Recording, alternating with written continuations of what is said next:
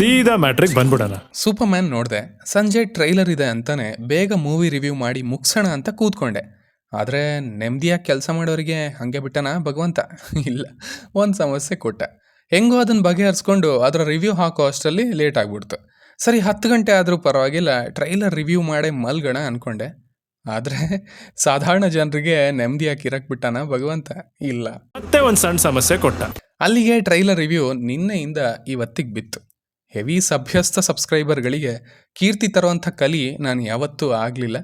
ಕುಯ್ಯೋಕೆಲ್ಲ ಹೋಗ್ಬೇಡಿ, ಕ್ಷಮಿಸ್ಬಿಡಿ. ಆಮೇಲೆ ಇನ್ನೊಂದು ವಿಷಯ, ಈ ಲೇಟಾಗಿ ಬರೋದು ಇಲ್ಲಿಗೆ ನಿಲ್ಲಲ್ಲ.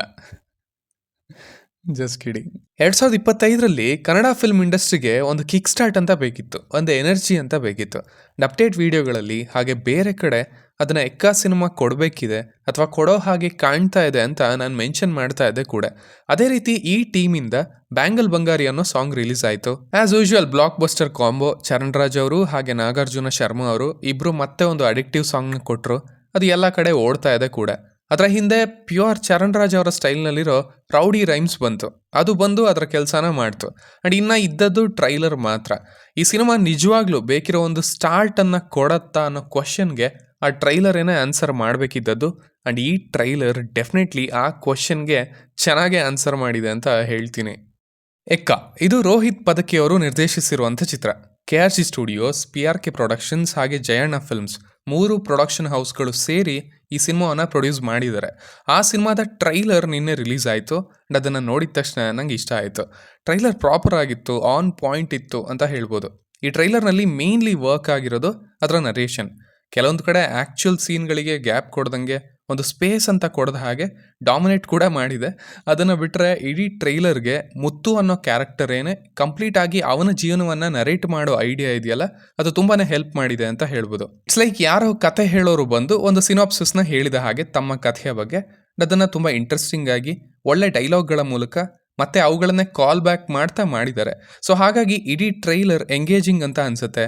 ಅದರಲ್ಲಿ ಪ್ರಾಪರ್ ಆಗಿ ಈ ಸಿನಿಮಾ ಏನು ಅನ್ನೋದು ಗೊತ್ತಾಗುತ್ತೆ. ಆ್ಯಂಡ್ ಓಕೆ, ಈ ಮಧ್ಯ ಸಮಸ್ಯೆ ಅಂದ್ರಲ್ವಾ, ಈ ರಾಜ ಎಕ್ಕ ಅಂತ ಹೇಳಿದ್ರಲ್ವ, ಅವೆಲ್ಲ ಯಾರು ಏನು ಅನ್ನೋದನ್ನು, ಹಾಗೆ ಈ ಮುತ್ತು ಕಥೆ ಹೇಗೆ ಮುಗಿಯುತ್ತೆ ಅನ್ನೋದನ್ನು ತಿಳ್ಕೊಳ್ಬೇಕು ಅಂತಲೂ ಅನಿಸುತ್ತೆ.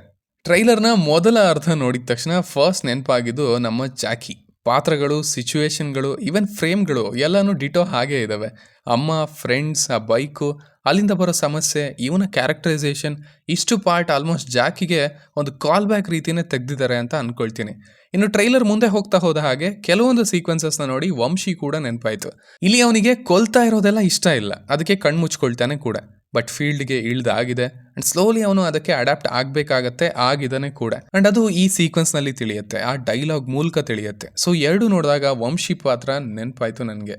ಇನ್ನೊಂದು ಒಳ್ಳೆ ಪಾಯಿಂಟ್ ಏನಂದರೆ, ನಾನು ಯಾವಾಗಲೂ ಹೇಳ್ತಾ ಇರ್ತೀನಿ, ಪ್ರಿಪೇರ್ ದ ಆಡಿಯನ್ಸ್ ಅಂತ. ಒಂದು ಎಂಟರ್ಟೈನರ್ ಮಾಡ್ತಾ ಇದ್ದೀರಾ, ಎಲ್ಲ ಬಾಕ್ಸ್ಗಳನ್ನು ಕವರ್ ಮಾಡಿಕೊಂಡು ಹೋಗೋ ಥರ ಒಂದು ಸಿನಿಮಾನ ಮಾಡ್ತಾ ಇದ್ದೀರಾ ಅಂದಾಗ ಪ್ರೇಕ್ಷಕರನ್ನು ನಿಮ್ಮ ಸಿನಿಮಾಗೆ ಪ್ರಿಪೇರ್ ಮಾಡಿ ಮೊದಲು ಅಂತ. ಸೊ ಈ ಟ್ರೈಲರ್ ಅದನ್ನು ಮಾಡ್ತು ಅಂತಲೂ ಹೇಳ್ಬೋದು.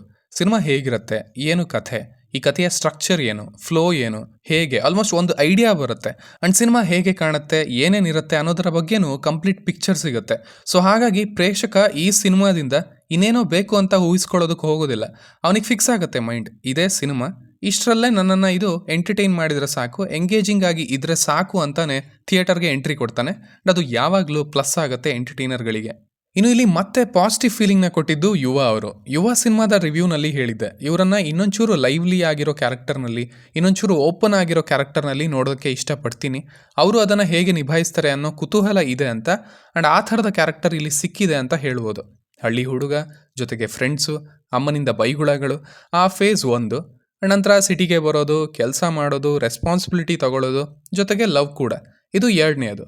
ಇನ್ನು 3ನೇದು ಆ ಫೀಲ್ಡ್ಗೆ ಇಳಿದ ಮೇಲೆ ಆ್ಯಂಡ್ ಅದನ್ನು ಆ ರಿಯಾಲಿಟಿನ ಅಕ್ಸೆಪ್ಟ್ ಮಾಡಿದ ಮೇಲೆ. ಹೀಗೆ ಈ 3 ಫೇಸಸ್ನಲ್ಲೂ ಅವರ ಮ್ಯಾನರಿಸಮ್ಸ್ ಆಗಲಿ ಅಥವಾ ಅವರ ಡೈಲಾಗ್ ಡೆಲಿವರಿಲಿ ಇದ್ದಂಥ ಚೇಂಜ್ ಕಾಣಿಸ್ತು. ಅದರ ಕಡೆ ವರ್ಕ್ ನಡೆದಿದೆ ಅನ್ನೋದು ಕೂಡ ಕಾಣುತ್ತೆ. ಇನ್ನು ಇದರ ಬಿಗ್ಗೆಸ್ಟ್ ಪಾಸಿಟಿವ್, ನಮ್ಮ favourite, actually every once favourite Charan Raj ಅವರಿದ್ದಾರೆ. ಅವರೊಂಥರ ಇಡೀ ಇಂಡಸ್ಟ್ರಿಗೆ ಒಂದು ಎನರ್ಜಿನ ಕೊಡ್ತಾ ಇದ್ದಾರೆ ಅಂದರೆ ಅದು ಎಕ್ಸಾಜರೇಷನ್ ಅಂತ ಅನಿಸಲ್ಲ. ಕನ್ಸಿಸ್ಟೆಂಟ್ ಆಗಿ ಡೆಲಿವರ್ ಮಾಡ್ತಾ ಇದ್ದಾರೆ.